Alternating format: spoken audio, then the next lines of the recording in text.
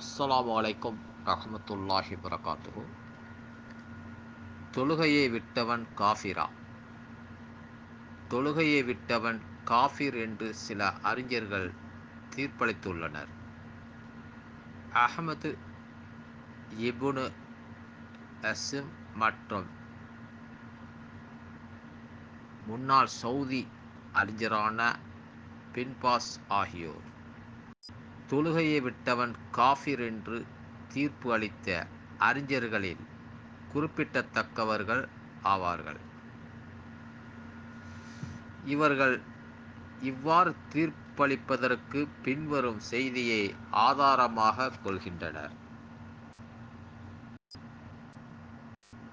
நிச்சயமாக மனிதனுக்கும் இணை வைப்பு மற்றும் இறை மறுப்பு ஆகியவற்றுக்குமிடையே பாலமாக இருப்பது தொழுகையை கைவிடுவதுதான் என்று நபிகள் நாயகம் ஸல்லல்லாஹு அலைஹி வஸல்லம் அவர்கள் கூறினார்கள்.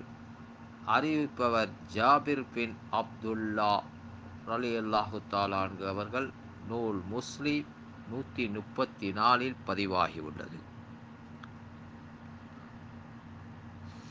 நமக்கும் அவர்களுக்கும் இடையில் உள்ள ஒப்பந்தமாகிறது தொழுகையாகும். யார் அதை விட்டாரோ அவர் காபிராகிவிட்டார் என நபிகள் நாயகம் ஸல்லல்லாஹு அலைஹி வஸல்லம் அவர்கள் கூறினார்கள். அறிவிப்பவர் அபு புரைதா ரலியல்லாஹு தஆலா அன்ஹு அவர்கள். நூல் இப்னு அபி ஷைபா என்ற நூலில் பதிவாகியுள்ளது. யார் தொழுகையை விட்டாரோ அவர் காபிராகிவிட்டார். மன் தரகஹா ஃபகத் கஃபரா என்று தெளிவாக நபி அவர்கள் குறிப்பிட்டுள்ளார்கள். எனவே தொழுகையை விட்டவர்கள் காபிர்களே என்பது இவர்களது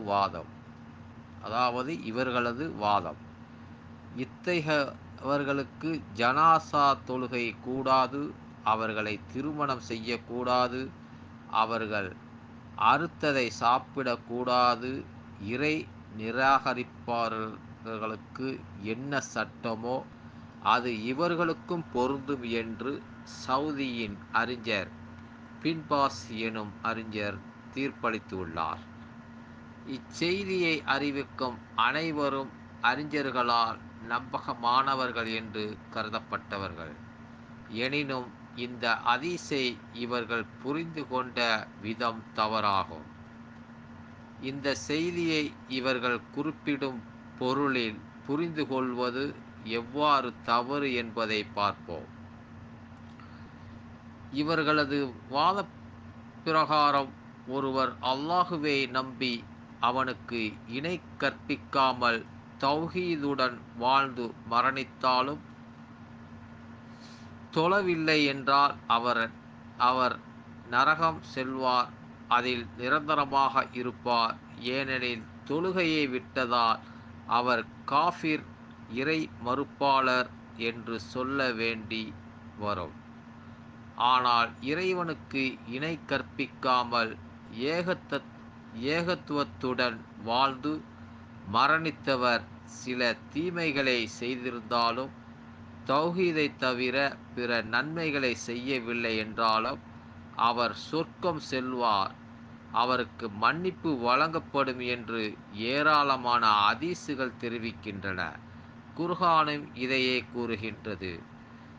தனக்கு இணை கற்பிக்கப்படுவதை அல்லாஹ் மன்னிக்க மாட்டார், அதற்கு கீழ் நிலையில் உள்ள பாவத்தை தான் நாடியோருக்கு மன்னிப்பார். அல்லாஹுக்கு இணை கற்பிப்பவர் மிக பெரிய பாவத்தையே கற்பனை செய்தார். திருக்குர்ஆன் 4வது அத்தியாயத்தில் 48வது வசனத்தில் பதிவாகியுள்ளது. இன்ஷா அல்லாஹ் அடுத்த பதிவில் இந்த தொடரை காணுவோமாக. அஸ்ஸலாமு அலைக்கும் ரஹ்மத்துல்லாஹி வரகாத்துஹு.